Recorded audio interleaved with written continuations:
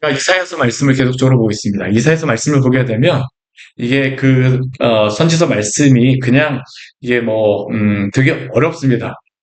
쉽진 않아요. 제가 오늘 아까 저희 친구하고 같이 전화를 했었는데 이 친구가 그 성경에 대해서 그래도 많이 공부를 해도 요즘에 그 신앙생활이 조금 약간 그렇게 깊이 있게 생활을 하지는 못하지만 그리고 많이 성경책을 읽었던 친구래 갖고 여러 가지 이야기를 하면서 욥기에 대해서도 이야기를 하고 그랬는데 욥기 말씀 기억을 다 하더라고요. 그래갖고 이런 말씀이라고 기억을 하는데 이사야 말씀이 어떤 내용인지 아냐 그러니까 그게 뭐지? 그렇게 얘기를 하더라고요. 이게 이사야 말씀이 그렇습니다. 선지서 말씀이 그래요. 선지서 말씀이 사실 이게 하나님께서 선지자를 통하여서 이 말씀하시는데 이 선지서의 말씀을 보게 되면요. 이 구약의 선지자들은 두 시대를 동시에 보고 있습니다. 무엇을 보고 있냐면요. 예수님이 초림하실 때와 재림하실 때를 동시에 보고 있습니다. 그것뿐만 아니라 우리 이사야서 말씀 같은 경우에는 또 무엇을 이사야 선지자가 보고 있냐면 지금 이사야 선지자 같은 경우는 지금 어떤 시대에 살고 있습니까? 지금 우리가 앞에서 보게 되면 아하스의 그러한 시대가 지나고 아하스가 지금 죽은 상황이에요. 그리고 히스기야 왕이 지금 왕이 되어진 그러한 상황이지만 아수르가 굉장히 강력한 그러한 상황입니다. 북이스라엘은 멸망한 그러한 상황 가운데 있습니다. 그러한 가운데서 지금 이사야는 이 이스라엘의 그러한 북이스라엘 멸망을 또 보고 이미 보았었고요. 또 지금도 그것을 이야기하기도 하고 또 이후에 바벨론에 대하여서 남유다가 멸망할 것까지도 지금 동시에 보고 있습니다. 그러다 보니까 이 선지서 말씀을 보다 보면 이 굉장히 넓은 시대의 스펙트럼을 가지고 이야기하다 보니까 이 말씀이 도대체 무엇을 이야기하냐라는 그런 생각이 들기 때문에 쉽지 않습니다. 근데 아하스 말씀은 우리가 지금까지 보았던 내용들은 어떤 말씀이었었냐면요. 1장부터 우리 5장까지의 말씀에서는, 이사야를 통하여서 이사야의 처음에 이사야 전체를 조망하는 그런 말씀이 서론과 같은 말씀이 1장서부터 5장까지의 그런 말씀이라고 할 수 있고요. 우리 6장서부터 우리 그 뒤에 말씀까지는 12장까지의 말씀에서는 아하스 왕을 통하여서 하나님께서 그에게 믿음을 물어보시는 것과 함께 또한 그 시대에 살았던 그 백성들에게 믿음에 대해서 질문하시는 게 바로 그 말씀이었습니다. 13장서부터 23장까지의 말씀에서는 무엇에 대해서 말씀하시냐면 그 이후에 이 열국에 대한 심판에 대해서 말씀하십니다. 아하스에 대해서 말씀하시고 나서요. 그리고 북이스라엘과 남유다의 그러한 신앙에 대해서 너희가 그렇게 하면 하나님의 심판이 있으리라라는 것에 대해서 말씀하시고 나서 그다음에 이제 열국의 심판에 대해서 말씀하십니다. 그리고 24장서부터 오늘 27장까지의 말씀에서는요. 반복되어지는 한 가지의 단어가 나옵니다. 혹시 어떤 단어인지 아실까요? 우리 오늘 27장 우리 2절, 우리 1절도 그렇고요. 2절도 그렇고 시작하는 단어가 있습니다. 뭐로서 시작하고 있습니까? 그날에. 아, 이게 제가 아까도 잠깐 방금 전에 말씀드렸었지만 이사야 선지자 지금 그날이라고 하는 것을 바라보면서 이야기합니다. 24장서부터 27장까지의 말씀에서는 계속적으로 그날에 라는 것을 반복하면서 계속적으로 이야기해요. 중심적인 그날의 내용은 무엇이냐 하면 하나님께서 마지막 때에 이루실 그 하나님의 나라와 예루살렘 성까지 내려오시는 것을 말씀하시고요. 우리 27장 1절 말씀에서 우리 이렇게 보았었습니다. 27장 1절 말씀을 같이 한번 볼까요? 그날에 여호와께서 그의 견고하고 크고 강한 칼로 날랜 뱀 리오야단 곧 꼬불꼬불한 뱀 리오야단을 벌하시며 바다에 있는 용을 죽이시리라. 이것은 무엇에 대한 말씀일까요? 그날에 어떠한 때에 이것을 이루실 것일까요? 마지막 때에 사단을 사단을 하나님께서 이기시는 그러한 것에 대해 승리하시는 것에 대해서 하나님 여기서 말씀하시는 것입니다. 그러니까 이 이사야서 말씀에서는 앞에 말씀을 보게 되면요. 우리 대부분의 내용들은 어떤 것이냐면 그날이 이르렀을 때 하나님을 믿지 않았던 그러한 사람들은 심판이 있을 것이지만 그날 또 무엇이냐면 하나님을 믿었던 사람들은 그날 무엇이 있을까요? 구원이 있을 것을 말씀하십니다. 그리고 구원의 날 있을 그러한 심판의 모습과 함께 구원의 날 있을 하나님의 그 나라와 그러한 예루살렘의 그러한 새 예루살렘의 그러한 모습들이 이사야서 말씀에서 우리에게 말씀하고 있습니다. 그리고 우리가 오늘 새벽까지 보았던 말씀에서 이 그날에 이러한 사단의 그러한 세력들, 악한 영의 세력들까지 다 멸하실 것들에 대해서 말씀하여 주세요. 그리고 오늘 27장 2절 말씀에서는 그날에라고 하면서 오늘 아름다운 포도원을 주고 노래를 부르라라고 말씀합니다. 아름다운 포도원을 두고 노래를 부르라. 우리가 여기 우리 3절 말씀을 보게 되면요. 무엇이라고 시작하고 있냐면 우리 3절 말씀 우리 앞부분만 우리 같이 한번 볼까요? 나 여호와는 포도원 지기가 되며. 저는 이 말씀을 보면서 우리가 만약 이스라엘 백성이라고 한다고 하게 되면 이 말씀이 저는 굉장히 은혜가 될 거라고 생각합니다.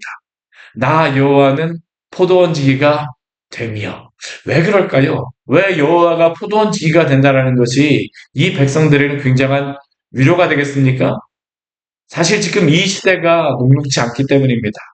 제가 아까도 말씀드렸지만 지금 이 시대에는요. 지금 히스기야가 다스리는 그 시대에는 북이스라엘은 멸망하였습니다. 멸망을 한 상황이에요. 아스 왕이 죽고 나서 죽은 그러한 상황이고 지금 히스기야 왕이 다스리지만 북이스라엘은 멸망하였습니다. 그런 그날. 그리고 또한 그 히스기야 왕 시대 때 어떤 일이 있었냐면 북이스라엘에 있었던 그러한 하나님을 경외하였던 그러한 백성들은 남유다로 다 내려왔어요.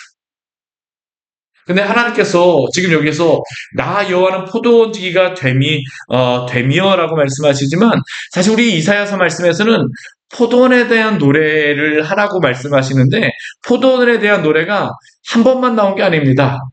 이미 한 번 전에 나왔었어요. 어디에서 나왔을까요? 몇 장에서 나왔을까요? 이사야서 5장 말씀에서 나왔었습니다. 우리 그 말씀 같이 한번 볼까요? 이사야서 5장에서 하나님의 그 포도원의 노래, 거기에서도 하나님의 그 포도원의 노래가 나오고 있거든요. 근데 거기에서는 어떠한 노래였을까요? 우리 25장, 5장, 우리 1절, 우리 2절 말씀 같이 한번 읽어볼게요. 1절, 2절 말씀 같이 한번 읽어보겠습니다. 나는 내가 사랑하는 자를 위하여 노래하되 내가 사랑하는 자의 포도원을 노래하리라. 내가 사랑하는 자에게 포도원이 있으며 심히 기름진 사내보다 땅을 파서 돌을 제하고 극상품 포도나무를 심었도다. 그 중에 그 망대를 세웠고 또 그 안에 술틀을 팠도다. 좋은 포도 몇 개를 팔았더니 들포도를 맺었도다. 우리 5장 1절 말씀에도 나는 내가 사랑하는 자를 위하여 노래하되 나는이라고 하니까 여기에 노래하는 사람은 누구겠습니까? 이사야 선지자일 겁니다. 그렇죠? 나는 내가 사랑하는 자를 위하여 노래하되 내가 사랑하는 자는 누구일까요? 하나님을 의미합니다. 하나님이 여기에서도 포도원의 그러한 주인이 되어주시는 겁니다. 나는 내가 사랑하는 자를 위하여서 노래합니다. 그 포도원을 노래한다라고 이야기합니다. 근데 여기에 나오는 이 포도는 어떻습니까? 그 사랑하는 자 하나님께서 포도원을 만드시고 심히 기름진 산에다가 그 포도원을 아름답게 만드셨습니다. 그리고 그곳에서 그 땅을 파고 돌을 제하고 뭐 제가 저번에도 이거 설교했던 기억이 나는데 정말 이스라엘에 가게 되면요. 왜 그렇게 돌이 많은지 모르겠습니다. 정말 그 랍비가 이야기하는 게 하나님과 랍비가 이야기했던 그 토막 가운데라는 건 뭐냐면요. 전 세계 모든 돌을 다 이스라엘에 갖다 놨다라고 이야기를 하기도 합니다. 정말 많습니다. 돌이.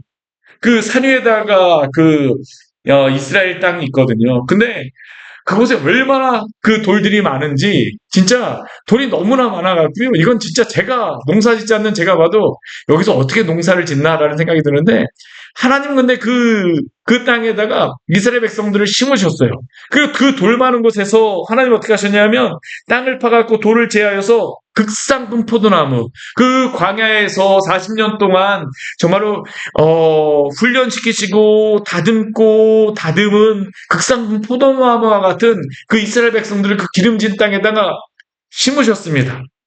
그리고 그곳에 망대도 세우고 술틀도 파고 좋은 포도 맺기를 말았는데 결과는 무엇이었습니까? 들포도를 맺었습니다. 이게 하나님이 이사야 선지자가 이것에 대해서 노래하지만 하나님의 마음은 어떻게 할까요? 이러한 모습을 보고 있는 마음이 참 아프죠.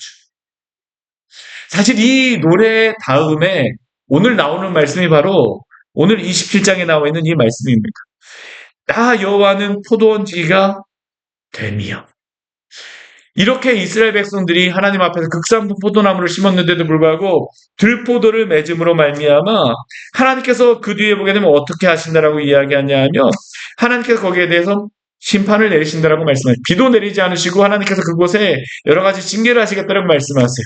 그런데 오늘 이 말씀은 나 여호와가 포도원지기가 되며라고 하시는 이 말씀은 무엇을 의미하냐면 그 하나님의 그 징계의 때가 지나고 그날이 되어지게 되면 하나님이 그 포도원을 다시 회복시키시겠다라고 하는 그 약속이 여기에 나와 있는 겁니다. 이스라엘 백성이 다시 그들이 그 자격이 있어서 하나님이 포도원을 다시 만드셨을까요? 아닙니다. 여기에 나와 있는 나 여호와는 포도원지기가 되미어라고 말씀하시는 이 하나님의 이 말씀은요, 하나님이 전폭적으로 내려주시는 그 은혜를 의미합니다. 이스라엘 백성의 그 모습 때문에 하나님이 포도원지기가 되어주시겠다라고 말씀하시는 것이 아니라, 하나님이 나 여호와가 너희가 그럼에도 불구하고 북이스라엘이 멸망하고 화 있을 때라고 하나님께서 그 이사야서 5장 말씀을 보게 되면 그들이 여러 가지 방탕함과 탐욕과 욕심과 죄악이 있음에도 불구하고 하나님이 그들을 치셨지만, 그러나 그 시간이 지나게 되면 하나님께서 다시 그들에게 포도원지기가 되셔서 그들에게 이렇게 회복시키시겠다라고 말씀하시는 것이죠. 오늘 뒤에 말씀 보십시오. 그들을 어떻게 하시겠다라고 말씀하십니까? 우리 나 여호와가 포도원지기가 돼서 다시 때때로 무엇을 주겠다라고 말씀하세요? 때때로 물을 준다라고 말씀하십니다. 때때로 물을 준다. 우리 교회에도 화초가 몇 개 있어갖고 물을 주는데, 제가 물을 주면 이게 화초가 자주 죽더라고요. 그래서 요즘에는 제가 물을 잘 주질 않습니다. 그런데 참 사람이 이 화초를 키우려고 하다 보면요, 잘 키우는 사람도요, 이거 조금만 신경을 안 쓰게 되면 어떻습니까? 금방 죽어버립니다.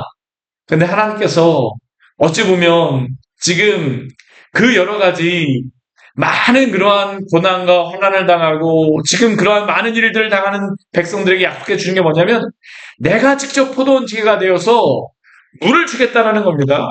내가 너희를 다시 회복시켜 주겠다라는 게 바로 하나님이 주시는 약속이죠. 밤낮으로 간수한다라고 말씀하십니다. 아무도 이를 해치지 못하게 하나님께서 직접 그 일을 행하시겠다라고 말씀하십니다. 포도원 지기에게, 그 농부들에게 이것을 주어서 하시겠다라고 하지 않고요, 하나님이 직접 이것을 하시겠다라는 겁니다. 근데 오늘 여기에 보게 되면 우리 2절 말씀, 우리 3절 말씀을 보게 되면 참 재미있는 게 하나가 나와요. 이게 원어적으로 보게 되면 여기 포도원지기라고 나오잖아요. 그렇죠? 근데 이 포도원지기라고 하는 이 단어가 사실 한 번 더 쓰였습니다. 어디에 쓰였을까요? 간수하여라고 하는 단어입니다. 간수하여라는 단어. 사실 이 포도원지기라고 하는 것은 밭을 잘 간수하는 사람 아닙니까? 근데 하나님께서 포도원지기가 되셔서 그 밭을 어떻게 하시겠다는 겁니까? 잘 돌보시고 간수하시겠다는 거죠. 우리 아까 아바 아버지 찾아가면서 나를 돌보시고 이끄시는 아바 아버지, 하나님이 이렇게 하시겠다는 겁니다. 그들이 그럴 만한 자격이 있어서가 아니라 하나님이 이렇게 하시겠다라고 말씀하세요. 이스라엘은 여전히 어떻습니까?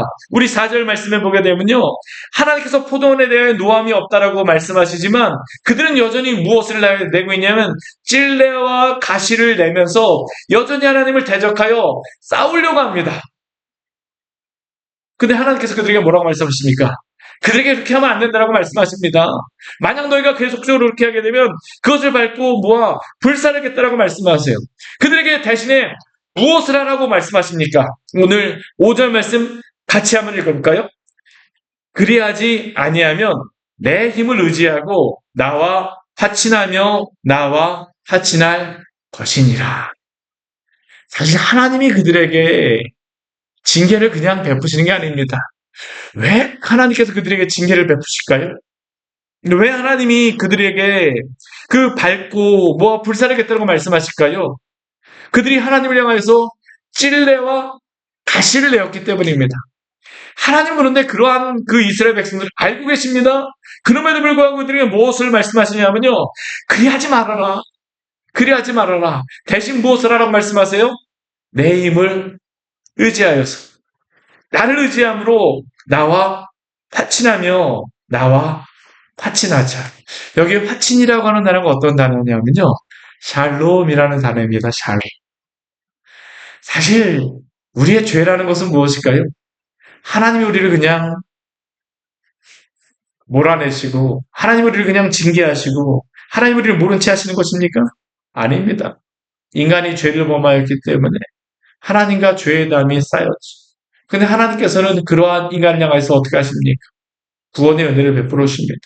오늘도 그렇습니다. 지금 이스라엘 백성에게 이 말씀을 하시지만 그들은 이미 하나님을 떠난 자들입니다. 이미 하나님께 범죄한 자들이에요. 그럼에도 불구하고 하나님이 그날이 이르게 되면 내가 너를 다시 회복시키겠다라고 약속하시는 것입니다. 하나님의 약속이 여기에 나와 있는 겁니다. 내가 너희를 다시 회복시키겠다. 지금 오늘 여기 27장에 나와 있는 말씀은 지금 먼 미래에 대한 그런 말세에 대한 말씀이라기보다는 지금 이들이 지금 아수르에게 멸망하고 지금 아수르에게 위협받고 있는 남유다의 그런 상황 가운데서 하나님께서 주시는 그 약속의 말씀입니다. 너희가 지금 나에 대하여서 그러한 마음을 품지 말고 나와 샬롬의 관계를 갖자라고 말씀하십니다. 하나님이 후일에 우리 6절 말씀을 보게 되면 무엇을 약속해 주시냐면요. 야곱의 뿌리가 박히며 이스라엘의 움이 돋고 꽃이 피게 할 것이라고 하나님이 약속하여 주십니다. 그들이 그 결실로 지면을 채우게 하겠다라고 말씀하십니다. 사랑하는 여러분, 하나님께서 때로는 우리를 징계하시기도 하시지만 그러나 하나님께서 우리를 징계하시는 이유는 우리를 회복시키시고 다시 한번 융성하게 또한 우리를 회복시키기 위함인 줄 믿으시기를 바랍니다. 이스라엘 백성들에게 지금 하나님께서는 이것을 약속하고 계시는 것입니다. 내가 너희를 다시 회복시키시고 회복하게 하시고 그 결실로 지면을 채우게 하겠다. 우리 그 뒤에 보게 되면 이스라엘 백성들이 당하였던 그러한 모습들이 나오게 되죠. 우리 7절과 8절 말씀은 어떠한 말씀이라고 할 수 있냐면 북이스라엘이 하나님께 징계받았던 말씀입니다. 우리 7절, 8절 말씀 같이 한번 읽어볼까요? 주께서 그 백성을 치었던들 그 백성을 친 자들을 치신과 같았겠으며 백성이 죽임을 당하였던들 백성을 죽인 자가 죽임을 당한가 같았겠느냐. 주께서 백성을 적당하게 견책하사 쫓아내실 때에 동풍 부는 날에 폭풍으로 그들을 옮기셨느니라. 우리 여기 동풍이라고 나오잖아요. 왜 동풍이라고 이야기를 할까요? 이 동풍은 아수르를 이야기하는 겁니다. 아수르. 이제 이후에 바벨론도 동풍이라고 할 수 있죠. 이 나라들은 이스라엘 보게 되면요. 동쪽에서 오는 백성들입니다. 동풍이 불어와요. 하나님의 북이스라엘이 참 얼마나 하나님 앞에 범죄하였습니까? 이 말씀만 보게 되면 하나님이 왜 이스라엘을 심판하셨을까라고 생각할 수 있을지 모르지만 우리가 열왕기 상하의 말씀이라든가 역대기의 말씀을 보게 되면 이스라엘이 하나님 앞에 어떻게 합니까? 하나님을 예배할 그곳에서 그들은 단과 부엘세바에 무엇을 만들었었어요? 금송아지 만들었잖아요. 그렇죠? 하나님을 예배해야 되는 백성들이 하나님을 예배하지 않습니다. 금송아지 만들어서 우상을 섬겼습니다. 심지어는 아합과 이세벨의 그러한 시대는 어떻습니까? 하나님의 선지자는 다 숨어버렸습니다. 바알과 아세라의 선지자가 400명, 450명이라는 선지자가 온 이스라엘을 휩쓸고 다니면서 온갖 우상 숭배의 그러한 일들을 행하고 다녔죠. 하나님 앞에 온갖 죄악들이 있습니다. 여러 선지자를 보냄으로 말미암아 그 아합과 이세벨 시대에 그 가장 유명한 선지자를 보내셨습니다. 어떤 선지자가 그때 나왔습니까? 엘리야와 엘리사가 그 시대에 나온 겁니다. 어찌 보면 가장 많은 이적을 행하였던 선지자들이 바로 엘리야와 엘리사죠. 예수님께서 행하셨던 그러한 이적 못지않은 그러한 이적들을 그들이 행합니다. 이 엘리사 같은 경우에는요, 떡을 가지고 나눠서 먹이는 그러한 오병이와 비슷한 그러한 이적까지 행합니다. 정말 놀라운 이적들을 행하죠. 물을 막 바꿉니다. 예수님이 행하셨던 그러한 이적과 비슷한 이적들을 행합니다. 그런데도 불구하고 어떻습니까? 그 이적 가운데에서 하나님을 의지하지 않았어요. 하나님이 여러 선지자를 통해서 견책하셨음에도 불구하고 하나님을 바라보지 않았습니다. 그래서 하나님이 어떻게 하십니까? 동풍을 불게 하셨죠. 결국에는 북이스라엘이 어떻게 됐을까요? 북이스라엘에 있었던 많은 백성들이 아수르로 붙잡혀 가버렸습니다. 오늘 하나님께서 여기에서 그것을 말씀하시는 것입니다. 그런데 하나님이 왜 그렇게 하셨을까요? 그들을 새롭게 하시기 위함입니다. 그들을 가만히 놔두면요, 그 땅 가운데서 여전히 우상 숭배할 수밖에 없습니다. 근데 그 일을 통해서 하나님이 어떤 일을 어떻게 행하시려고 하신다라고 말씀하시냐면요, 우리 9절 우리 같이 한번 읽을까요? 야곱의 부리가 속함을 얻으며 그의 죄 없이함을 받을 결과는 이로 말미암나니 곧 그가 제단의 모든 돌을 부서진 횃돌 같게 하며 아세라와 태양상이 다시 서지 못하게 함에 있는 것이라. 왜 하나님이 그들을 징계하셨다고 말씀하십니까? 다시는 아세라와 태양상이 그곳에서 임하지 못하도록 하기 위하였습니다. 실제로 보게 되면요, 이스라엘 백성들이 그 북이스라엘이 멸망하고 나서 북이스라엘로 붙잡혀가고요, 또한 그 남유다가 멸망하고 나서 바벨론으로 붙잡혀갔는데 그 다음에 돌아오고 난 다음에 이 백성들 가운데 한 가지는 분명히 변하는 게 있었습니다. 그들이 바리새인 사두개인 하면서 그 이후에도 여러 가지 많은 모양도 있었지만 그들이 한 가지 변한 모습이 있었는데 무엇이었었냐면요, 이전과 같이 바알과 아세라를 섬기는 그 신앙으로는 더 이상 돌아가지를 않았습니다. 우리 신약시대에 오게 되면 바알 아세라 섬긴다고 하나님이 말씀하지는 않으시겠죠. 왜냐하면 그들이 그 자리에서 알았습니다. 하나님만이 진정한 신이구나라는 것을 그들이 그것을 통하여서 알게 되어졌죠. 그리고 하나님께서는 그 일을 위하여서 이러한 일들을 행하시겠다라고 말씀하십니다. 오늘도 우리가 이 말씀을 통해서 분명히 깨달아야 될 것은 무엇일까요? 하나님이 왜 당신의 백성들을 징계하십니까? 그 죄악으로부터 돌아서게 하기 위하여서입니다. 우리가 정말로 하나님의 그러한 그 평안함 가운데 우리가 하나님을 예배할 수 있을 때에 정말로 전심으로 주님을 예배하는 주의 백성과 성도가 되어지기를 원합니다. 우리가 이렇게 평안하게 예배할 수 있을 때 하나님을 예배하는 게 가장 평안합니다. 남유다 북이스라엘 보면 그들을 하나님이 그냥 본보기로 삼으셨다고 말씀하시거든요. 우리가 그 본보기로 삼았던 백성과 같이 될 필요가 없잖아요. 하나님이 그들에게 왜 이러한 일을 행하셨다고 말씀하십니까? 그들로 하여금 아세라와 태양신을 다시는 섬기지 못하게 하기 위함이라고 이야기하십니다. 우리 거기에 보게 되면요. 그 북이스라엘의 그 모습이 어떠한 모습입니까? 우리 그 10절과 11절 말씀에 보게 되면 참 그들이 메말라버린 그러한 모습으로서 나옵니다. 우리 10절 말씀에 보면 거처가 황무하여졌다라고 이야기를 하고요. 버림받아 광야 같았다라고 이야기를 하고 가지가 말라서 꺾여버렸다라고 이야기합니다.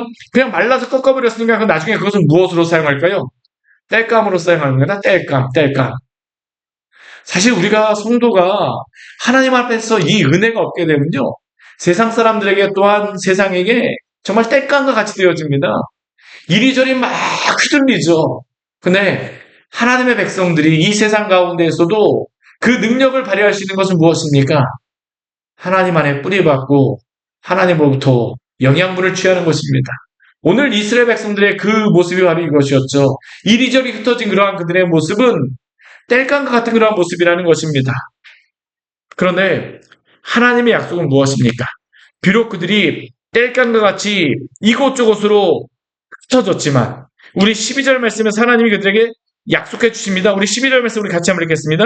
너희 이스라엘 자손들아 그날의 여호와께서 창이라는 하수에서부터 애굽 시내에까지 과실을 떠는 것 같이 너희를 하나하나 모으시리라.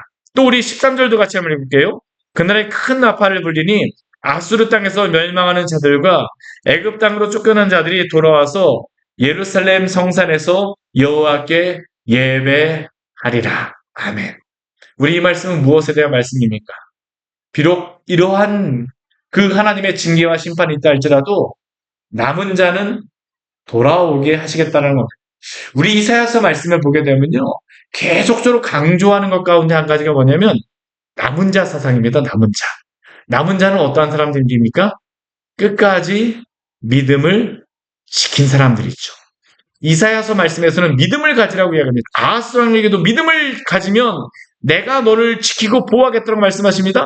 히스기야에게도 동일하게 너가 믿음을 가지게 되면 내가 너를 지키고 보호하겠다고 말씀하십니다. 근데 그것은 아하스와 히스기야에게만 말씀하신 것이 아니라 온 이스라엘에게 말씀하신 겁니다. 남은 자는 어떻습니까? 이 믿음을 지킨 자는 하나님이 오늘도 지키시고 보호하시는 줄 믿으시기 바랍니다. 우리 그 아하스 왕에게 그 갈 때에 히스기야가 데리고 갔던 아들이 있습니다. 누군지 아세요? 우리 이사야서 우리 7장 말씀에 나옵니다. 스알야숲. 스알야숲이라고 하는 의미가 어떤 이사야라고 하는 의미는 여호와가 구원이시다라는 그런 의미입니다. 야샤하고 야라고 하는 단어가 이게 붙여진 단어인데 그 여호와가 구원이시다라는 그런 단어가 바로 이사야라고 하는 단어였었는데 그와 함께 누가 갔었냐면 그의 아들 스알야숲이 갔습니다. 근데 스알야숲의 뜻이 무엇일까요? 남은 자가 돌아오리라라는 그런 의미입니다. 이사야서는 계속 우리에게 이것을 말합니다. 남은 자를 하나님께서 오늘도 붙잡아 주십니다. 오늘도 여기 보십시오. 그날의 여호와께서 창이라는 하수, 이 창이라는 하수는 무엇일까요? 우리 이사야 말씀 보게 되면요. 아수르의 강물이 흐르게 하겠다고 말씀하시잖아요. 그 잔잔히 흐르는 실로아의 물을 거부하였던 자들에게 아수르의 큰 물을 흐르게 하겠다. 하나님이 그 큰 물을 향하여서 그들 다 그냥 데려가시죠. 붙잡혀갔습니다. 우리 여기에 보게 되면 또 애굽의 시내까지 그 애굽을 의지하겠다고 또 다른 사람도 있습니다. 근데 그 가운데에서 하나님은 어떻게 하신다는 겁니까? 남은 자를 하나님이 붙잡아 주시겠다라고 말씀하십니다. 오늘도 그렇습니다. 이 시대 참 혼탁하고 참 완악한 시대 가운데 살아가고 있습니다. 정말로 믿음을 지키기 정말 어려운 시대라고 저는 생각을 해요. 그런데 이 시대 가운데서도 하나님 그 남은 자, 믿음을 끝까지 지킨 자를 찾으십니다. 우리는 정말로 하나님 앞에서 이 믿음을 지킨 자로서 살아가고 있습니까? 우리 오늘 새벽에 보았던 말씀 가운데 이러한 말씀이 있습니다. 오늘 보았던 말씀, 우리 3절 말씀, 우리 3절과 26장 3절 4절 말씀 우리 같이 한번 읽어보도록 하겠습니다. 우리 26장 3절 4절 말씀 같이 한번 읽을게요. 주께서 심지가 견고한 자를 평강하고 평강하도록 지키시리니 이는 그가 주를 신뢰함이니이다. 너희는 여호와를 영원히 신뢰하라. 주 여호와는 영원한 반석이시미로다. 아멘. 이 말씀이 사실은 이사야서의 가장 중요한 말씀 가운데 한 가지입니다. 주께서 누구를 평강하고 평강하도록 지키신다고요? 심지가 견고한 자를 평강하고 평강하도록 지키시리니 끝까지 믿음을 지키는 자. 이 믿음도 누가 주십니까? 하나님이 주셨던 그 믿음입니다. 하나님 그 은혜를 주셨던 그 성도들. 그러나 그 믿음을 그냥 함부로 여기면 안 됩니다. 심지가 견고한 자들, 끝까지 그 믿음을 붙잡고 주님을 바라보는 자들을 평강하고 평강하도록 지키시니 이는 그가 주를 신뢰함이니이다. 오늘도 하나님의 이 은혜가 있음을 기억하십시오. 너희는 여호와를 영원히 신뢰하라. 왜 우리가 여호와를 영원히 신뢰해야 됩니까? 주 여호와가 영원한 반석이시기 때문입니다. 우리는 이리저리 흔들린다 할지라도 남은 자들, 끝까지 주님을 신뢰하는 자들을 오늘도 주님께서 붙잡아 주심을 기억하며 이 믿음 가운데 서시기를 축원합니다. 같이 기도하도록 하겠습니다. 우리 오늘 말씀 같이 우리 기억하면서 우리 기도하기로 합니다. 나 여호와가 포도원지기가 되겠다라고 하나님이 말씀해 주세요. 저는 이 말씀이 이스라엘 백성들에겐 큰 은혜가 되어줄 거라고 생각을 합니다. 북이스라엘에서 쫓겨나왔던 사람들, 붙잡혀간 사람들, 그 아수르의 하수에 붙잡혀간 사람들, 동풍으로 말미암아 그 아수르의 동풍에 그냥 휩쓸려갔던 그 북풍에 휩쓸려갔던 사람들을 하나님 돌아오겠다라고 말씀하십니다. 남유다에 왔던 그 북이스라엘의 형제와 자매를 보낸 사람들은 얼마나 어떠한 마음이 들까 이 말씀을 보면서 하나님이 하실 것이다라는 그 소망을 가지지 않겠습니까? 나 여호와가 포도원지기가 되며 오늘도 하나님의 그 붙잡아 주심 하나님이 끝까지 포기하지 않으시고 베풀어 주신 그 은혜를 기억하며 믿음으로 살아가겠습니다. 우리 이 시간 주님 앞에 잡지같이 기도하도록 하겠습니다. 같이 기도하시겠습니다. 하나님 아버지 오늘 이 시간 당신의 말씀을 통해서 우리가 귀한 은혜를 주시기 감사드립니다.